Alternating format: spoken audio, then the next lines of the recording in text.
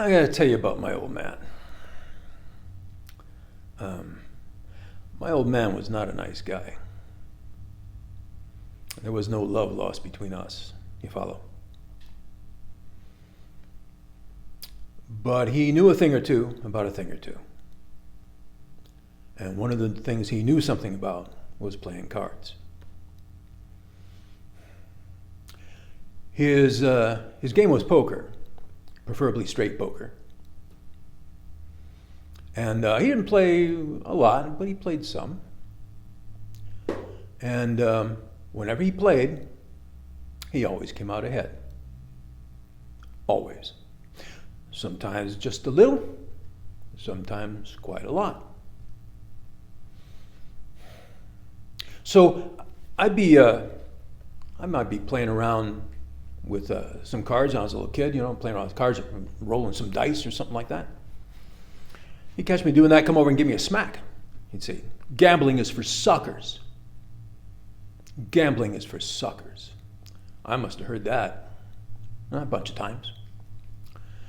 Finally, I had the temerity to ask, but Dad, you play cards, you gamble. And he said, "I'm not gambling. They're gambling. I'm just taking their fucking money." It dawned on me that among my father's many other virtues, he was a card cheat.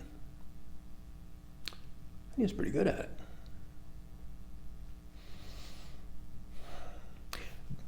So there were times when he was on a drunk, and we got drunk enough that I'd ask him about it. He'd take out a deck of cards and he'd fuck around. And so he showed me some things.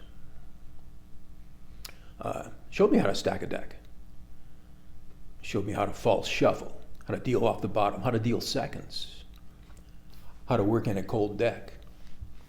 Basically, how to skin a sucker. And it was an amazing thing that there are many parallels between that activity and the sword. So sometimes my dad was on a bender, and I'd ask him to play cards with me, and he'd sit down and we'd get ready to play a two-handed game of poker, and I would deal. And I started shuffling. I wanted to impress my old man, so I'm doing my best, riffle shuffles and my Charlier cut and all this shit. And he gave me a smack. He said, "What are you, stupid? Don't show him how much you know."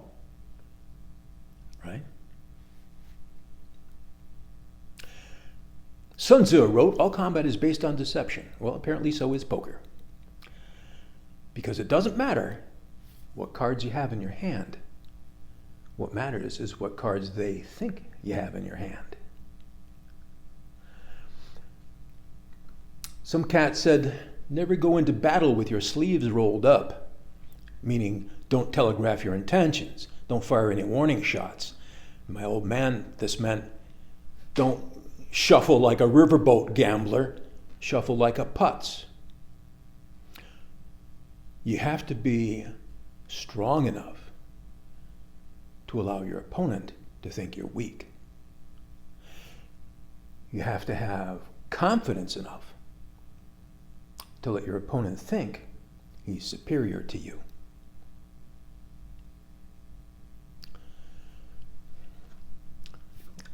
I got to tell you about sunglasses. Now, my old man was a laborer, right? Worked on engines, pick and shovel man, what have you. So he was always pretty dirty. Wore these khakis, were all stained up and, fucked up work uniform and like that. And he was a drunk, and everybody knew he was a drunk. So to some people looking at him, a lot of people looking at him would say, hey, he's basically just a bum. He's just a bum. They have no regard for him, no respect, nothing. So they don't see him coming. Now, in the summertime, where we lived on the lake, after we escaped from the Windy City, a lot of cats would come out from the city put their boats in the lake, spend the summer on the lake, spending money. These are some wealthy cats from the city, you dig. So my old man would play cards with these guys, and they all thought he was just a bum. And when he would take their money at the end, they might be a little surprised that this guy took their money. And my dad had a favorite saying. He would blow off the mark saying, I guess every dog will have his day. You know, like even a wretched bum like me might sometimes win just as a fluke, right? It was just a fluke. Couldn't happen again in a million years until next weekend. Sunglasses. I'm going to tell you about sunglasses. So it was in the summer, and my old man was hanging out with these rich guys. They wanted him to do something with their boat or whatever was going on. I don't know. But he come over and he gave me his watch. He says, come get me in 2 hours. Not 1 minute later. You come and get me in 2 hours. Right? So, okay. So I went back, and he's making himself at home with these guys, right? And there's like a little deck there outside, and it's a beautiful sunny day, and they're sitting on the deck drinking and playing cards, right?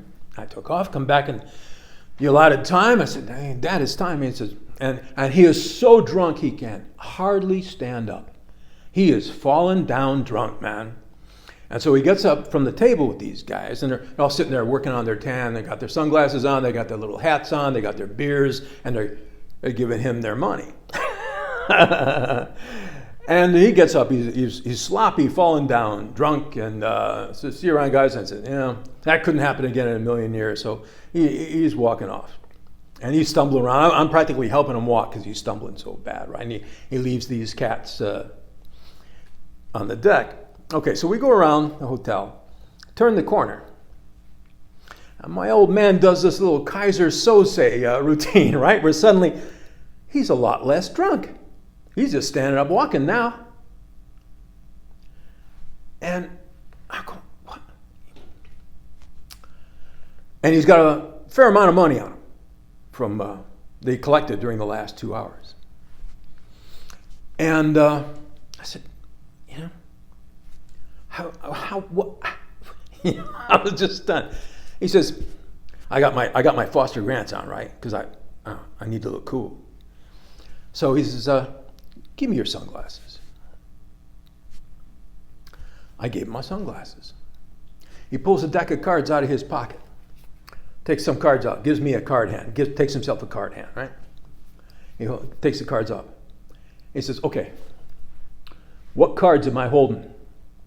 So I'm looking at his cards. He smacks me. He says, you fucking dummy, don't look at the cards. And I go, what? He goes, and I looked at the sunglasses. And I could see the cards reflected in his sunglasses. Well, my sunglasses, right? And I realized that what he had just done with these 3 dummies and their sunglasses on the deck, all he was doing was looking at the cards reflected in their sunglasses and skinning them like there was no tomorrow. Are you kidding me? So he got away with that because they thought he was a drunken bum. They wouldn't think twice about that, right? He let them think that they were his superior. And he used what they were doing, wearing their sunglasses, he used that against them. Man, if that's not poker playing Aikido, I don't know. I don't know what that is, So so that's one of those lessons. Here's another one. There's a big difference between knowing and doing. So, like I said, my dad taught me a couple of things. I know how to deal off the bottom. Sometimes for fun, I just sit there and watching a movie and deal off the bottom, right? Just to keep my fingers limber, right? And I'm pretty good at it. I'm okay. I can do it. But I'm not mechanic good at it. I'm not as good as my old man. So here's the thing. If you're going to cheat at cards, how good do you have to be at that? Let me ask it a different way. Do you know what happens to you if you get caught cheating at cards? What do you think is going to happen? At the very least, they're going to take every penny you have off of you. And probably you're going to get the beating of your life and left out in an alley someplace to lick your wounds. That's what's going to happen if you fuck up. So you cannot fuck up. This is a very important lesson for us in the sword too. It isn't enough just to know about how to do something. You have to be able to do it. And you have to be able to do it unerringly and every time. And you have to do whatever it takes to get that kind of skill or stay out of the game. Just take your chances like everybody else. But if you're going to hustle cards, you better know what you're doing. So when my old man said he wasn't gambling, they were gambling. I really like that.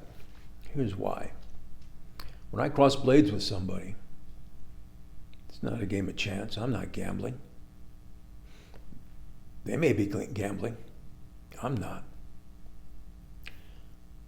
I'm controlling everything they see and feel and do.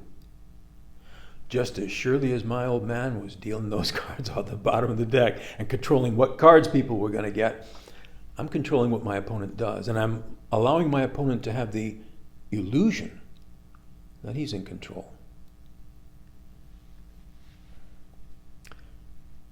And I don't want to disabuse them of that illusion. I'll let him think he's a better fighter than me.